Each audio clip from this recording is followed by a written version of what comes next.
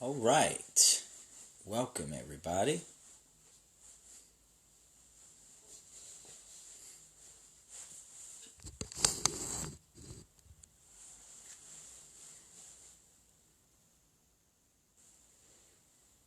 Good evening, good evening, good evening to everyone. Good evening. Good evening, good evening, everybody. Give everybody, folks, a second to join us here. Good evening, good evening, good evening. Thank you all for joining us this evening. Just finished Taxpayers Night, virtual Taxpayers Night for the first time in history in Baltimore. Give everyone a second to join us here, right here on our live update tonight. Thank you all for joining us. I hope everyone had a good evening. Everyone had a wonderful dinner with your family. So,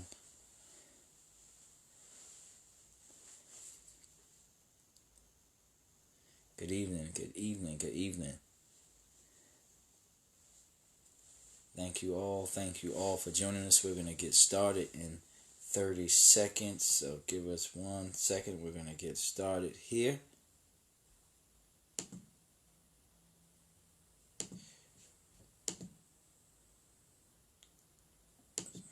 Thank you, thank you. Thank you, everybody. All right. We are going to get started right now. Thank you all for joining us on Tuesday, April the 7th, for our daily update with Council President Brandon Scott. Thank you all again for always joining us here. I want to always ask you to just send your questions in now. We will get to them in a second. Thank you for joining us. We had an exciting evening tonight. It's a very exciting day as we held the first ever virtual Board of Estimates Taxpayers Night, where the mayor's budget was presented to the Board of Estimates last week. We know there's going to be significant changes to that budget. We know that it's not going to be the same because COVID-19 is impacting the world and impacting the economy in the city. So, but we still had to go forward with it as is for now. They will come back to us and present a amended budget, and then we will do that our due diligence at the city council level, and we also will have a taxpayers night for the city council as well. Just a reminder for everyone, just a civics reminder, if you may, about how budgeting in Baltimore city government works. The mayor and his team, the finance department, proposed the budget first to the Board of Estimates. Then it goes to the council for the council to deliberate and approve. The city council in Baltimore can only cut from the budget. We cannot determine where money is spent or how it is spent or ask or increase in the budget. Only the mayor of Baltimore City can do that, but we do leverage our power and our budgetary power in cutting to allow us in better times to advocate for things that should be done. Like last year during my first budget as council president, I led the charge to have rec and parks open on Saturdays for the first time in my lifetime. But we know that this budget is going to be very, very tough. Also, earlier today, I want everyone to make sure that you go check this out at BaltimoreCityCouncil.com and click COVID-19.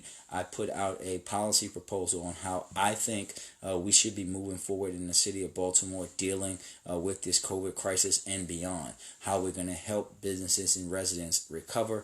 There's some very, very great things in there. Some very big changes to the way the city operate things in there. For example, I've suggested that the city tap into $25 million of its rainy day fund to support our homeless people, to support workforce development for people who have become unemployed because of COVID-19, to support small businesses across the city, and also to think about how we can support our nonprofit and cultural institutions as we go throughout this crisis.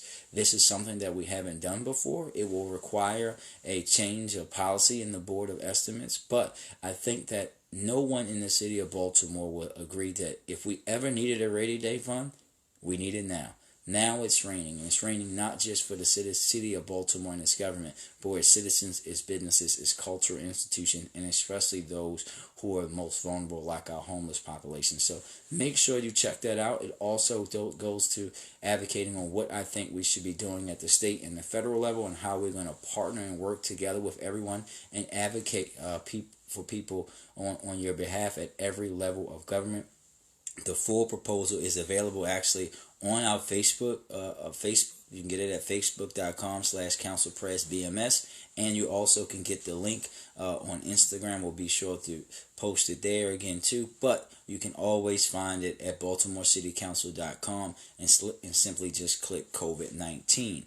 We had a great rollout of that today. We had a digital press conference for the first time in the history of the city council today as well. So we want to make sure that everybody takes a good look at that. Send us what your thoughts is. Be sure to always remember you can direct message us, but always email us too at councilpresident@baltimorecity.gov. As of today, there are 4,371 cases of COVID-19 in the state of Maryland, 459 in the city of Baltimore, and that includes 9 deaths. So we know that we have to continuously take this seriously. As I said earlier, we had Taxpayers Night tonight. Just a quick recap of that. We heard from the budget director of the fiscal impact. We know that city revenues are dwindling because people are not parking in parking garages. No one's coming. Our convention center is now being lifted up as a site to deal with COVID-19. Our hotels are empty. Everything that you can think about this is impacting the city's fiscal situation. We are lucky because we talked about tonight, I talked about with the budget director, we are in the end of a 10-year fiscal plan where we actually, hold on one second. Welcome back to those on Instagram. Had a quick pause there. We instituted a few years back changes to the way the city operates fiscally in the 10-year fiscal plan, and we know that helped put us in a better place. So as bad as it is now, it could have been a lot worse, and we look forward to hearing from the budget department as they present the reworked budget. The preliminary budget is not going to be the official budget. We know that they're going to have to make cuts to a lot of different areas, and we have to make sure that we're taking this very seriously. And you can rest assured that as a leader of the council, when the budget comes, we're going to look through that with a fine-tooth comb, but also look through it in a lens of equity, understanding how we can make it better, suggesting better to impact all of Baltimore. So thank you for that. Let's see. Always want to uplift our COVID resource map. It's bit.ly/BeMoreCovid map. You can always get that information straight from there. And actually now I am going to remind you that, again, Good Friday and Passover on April the 10th, you will not be able to get food sites from our Baltimore City Rec and Parks food sites. You can still get food from Baltimore City Public School sites that day. And on April the 12th, Baltimore City sites, you can get information about those sites that will be available at BeMoreChildren.com. BeMoreChildren.com. I will now turn it over to you guys and take some questions. Someone asked about the art. 2 people now have asked about the art behind me. This art is actually a young woman from Baltimore City. I know her and her family very well. I actually saw this piece of art when visiting and taking some things to the youngest daughter of the family, who I've come to know and love and treat like my own family. So I will actually make sure she's not watching, I don't think, but Yolan Makuba is the artist, and she has a page on Instagram, so we'll be sure to post that and tag her. So anybody that's interested, Tavon, I saw you're interested in this art, send me a message and I will tag you in a message with her so that you can communicate, because she has a lot of great art. So thank you. The next question, someone said, The governor has approved. We know yesterday I introduced legislation at the local level to have our health department here release the cases of COVID by race, and we know the governor said now that will happen at the state level. What he said today publicly is that's going to happen hopefully this week. So we look forward to that happening, and we're going to stay tuned to make sure that happens. And we're still going to push forward here on the local level to make sure by law these things have to be done the right way, so that we can always be mindful of how Baltimore is going to be impacted. The next question was, do we know when the 600 will be released to the people from unemployment? We're continuously asking these questions as well. We know that people are now applying for unemployment in rates like no other, and we're going to continue to press with our federal partners. We know that the checks are supposed to be coming out very soon. We know that we're going to have to go back and do more stimulus. We know that this is not the end of this, so we'll be sure to keep you connected. And also remember, you can always visit both Senator Van Hollen and Senator Cardin's website, so you guys can stay up to date on the federal process and what the federal government is doing. Also, I know, listen, we saw, and I want to say thank you to our wonderful Instagram followers that tagged me early this morning in a video that showed a police officer in the city doing something totally inappropriate. I immediately sent that video over to the police commissioner for investigation and action. They're going to do that. Let me just be clear. That is inappropriate. It's unacceptable. COVID is real. We cannot play with this. Like I say, each and every day, no one should be playing with COVID. The same way that I criticized those young men for harassing that police officer playing around with COVID-19, the police officer today is going to get criticized in the same way. Everybody has to take this seriously and be respectful of everyone as we're dealing with this crisis, because people will die from this. We've already lost 9 people in the city of Baltimore to this. We know that we're probably going to lose more. We know that we're losing people too often in Baltimore when we talk about violence and overdose. So we have to be respectful of people at every cost. So rest assured that I'm going to do everything in my power to make sure that the police department takes the appropriate action. So thank you for that. So someone asked a question, are there any websites where they can help to volunteer in the school? So with schools being all virtual right now, there isn't much we can do there, but we know that they have opportunities for us to try to help out in different ways. All of those, tell everyone, if you have young children in your family and you can have virtual learning sessions with them, virtual reading book section with them, helping them with their work that they are getting in a digital manner, please do that. Also, just a reminder that we are now, the school system now is going to be operating on certain days on TV 25. I gave up city council time on TV 25 so that our school system can communicate with our young people across multiple channels and multiple platforms. We'll be sure to post that information again for everyone to have it so that people can see that there. So thank you for that question. That's a wonderful question. We need to continuously uplift our young people, and we're going to have somebody from the education from the school system come join us on one of our lives so that they can communicate directly with you as well. Any more questions? Who else has questions today, you guys? Let's see. I see another one coming in here. Give me a second, everybody.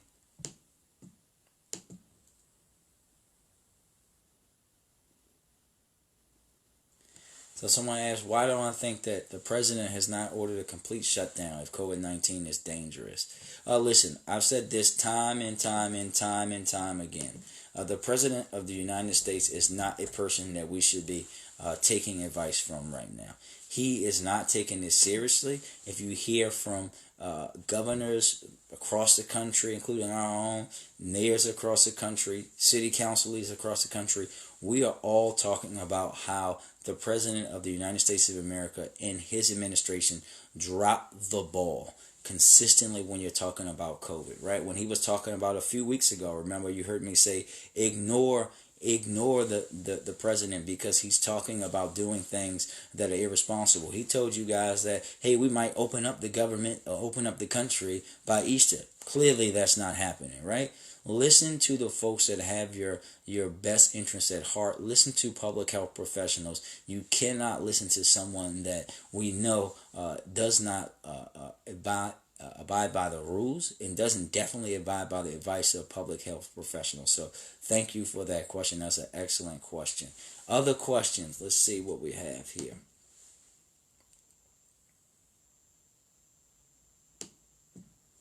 Somebody asked a question about other proposals that I had in my policy document. So just try to tackle them really quickly.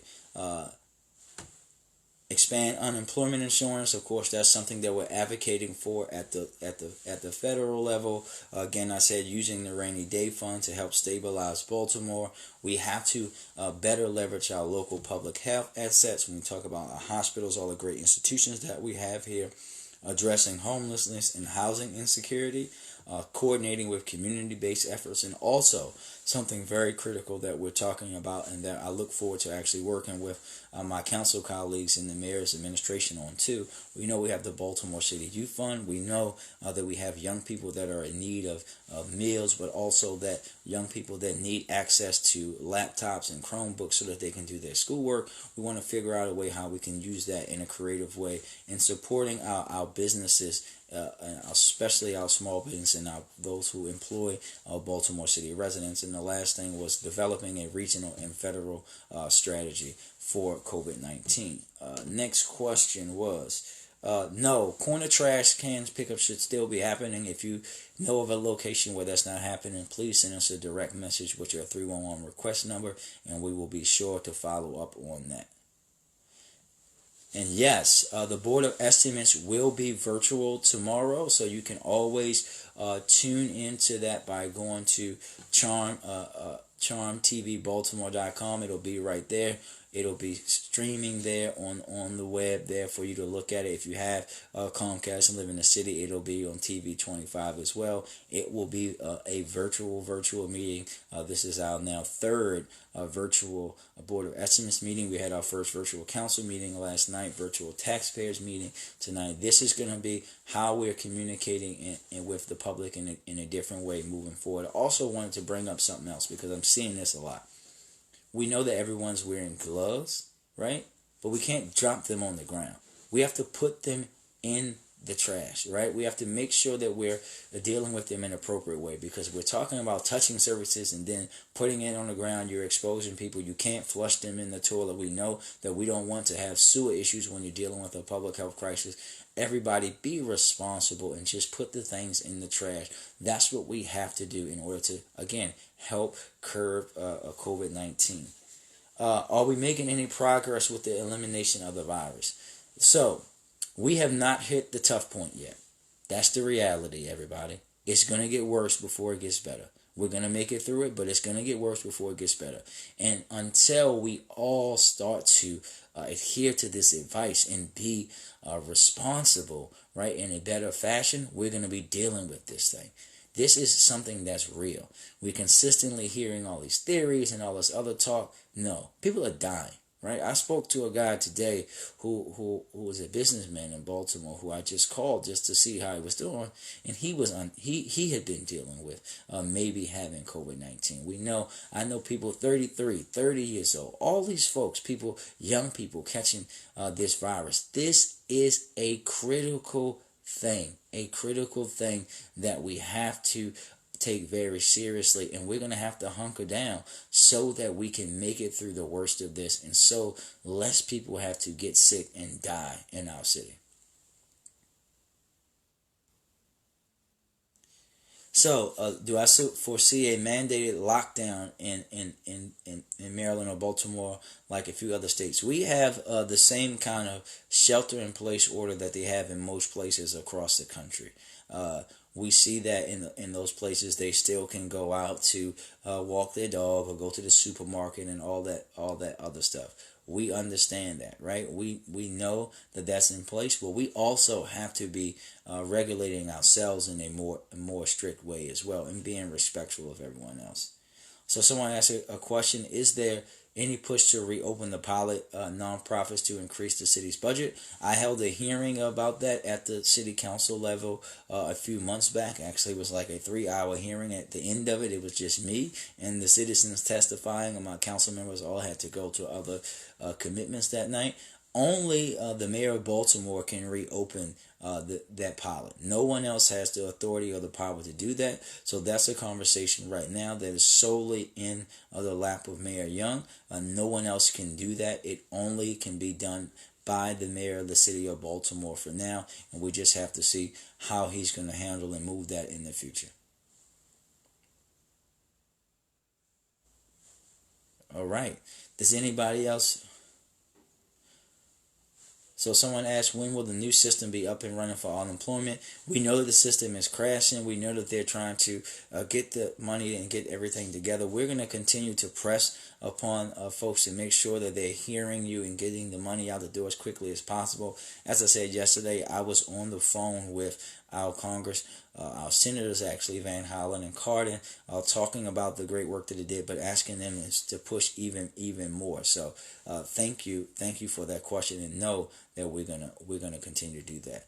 So, a question about the housing authority opening back up. You can still contact the Baltimore City Housing Authority if you need a specific thing. Send us a direct message. We will tell you how to communicate. But again, of course, certain kind of services we are having to cut back on to make sure that we're being safe and adhering to the public health advice. So it's a question about what would happen to the uninsured citizens in Baltimore. So it's a great question. This is why and you can find us on our Be More COVID map. This is why we always consistently uplift where you can go in Baltimore if you don't have health insurance. With their clinics across the city that will provide health advice for you, and if you needed health service. So we're going to continue to put that information out there. We'll post a link for you so that you can see it, and again in this chat. But we're consistently putting that information out there for everyone. All right, let's see. Let's see. So someone asked a question, but is Baltimore releasing COVID information based on race? What is the plan if there are disparities? So, great question. As I said, you did miss that. I said this earlier. I introduced legislation yesterday. Just got introduced yesterday that will require our health department here to report our COVID information on age, gender, race, zip code, that kind of information. That legislation is going to have to go through a process now, but we also know that the governor said today that the state's going to be providing that information. We're going to continuously push to make sure that our health department is handling this through a lens of equity. As you may know, last year I introduced 2 years ago now, actually, I passed a law called the Equity Assessment Program that starts kicking in this fiscal year coming up in July, that everything the city does has to be done through a lens of racial equity, including dealing with crises like this. So we're going to continue to push on that and make sure, because if you have that data, the data that understands that Baltimore is a city where there are already so many health disparities and things that exist already, we have to operate through understanding how we're going to impact those neighborhoods that are most directly impacted. So a question about, do I know what's going on with the IRS? Can we still send in forms and corrections? I need a little bit more information if you're talking about taxes. And you are absolutely, they've all been extended. We'll if you go to our website, BaltimoreCityCouncil.com, and click COVID-19, you can scroll down and we have a direct link that takes you to where the information about your federal taxes can be. Everything can be done.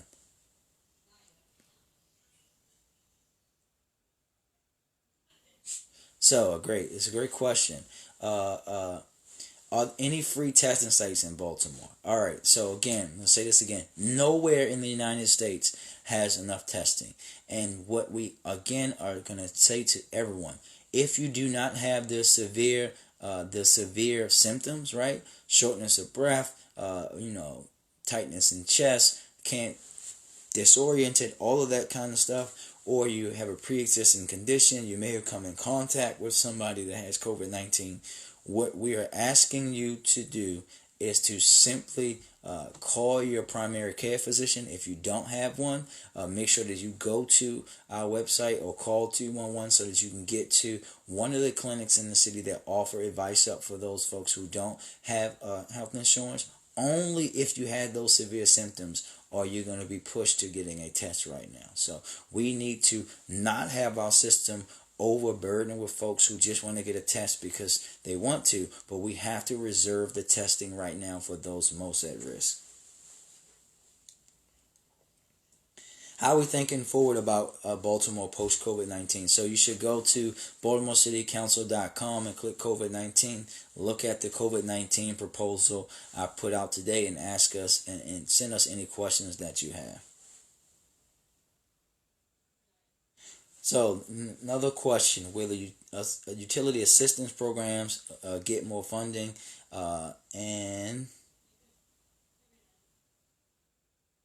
and help with more amounts when the hold off on turn-offs are lifted? So the answer to that is we simply don't have the answer to that as of yet. We have to, again, we talked about the budget and how it's going to be different. We know that I'm going to continuously to advocate to make sure that we have funds available for the people that were hit hardest by this. This is why we're doing work at every level, working with our federal partners to make sure that they understand that they have to do more and more direct payments so that it's getting to the citizens in our city in particular that are in most need.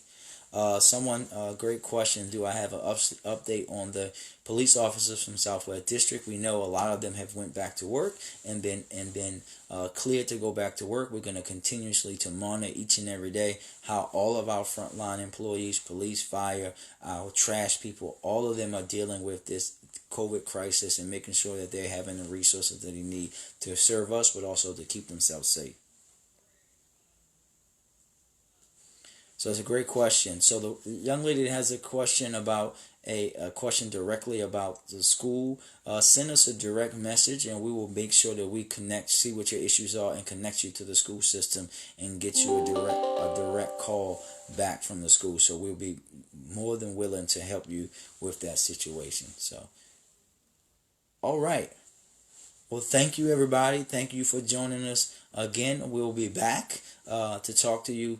Please be sure to check out the Board of Estimates meeting tomorrow morning on the website, charmtvbaltimore.com. We look forward to communicating with you guys again tomorrow. Always stay safe, practice social distancing, enjoy yourselves and your family.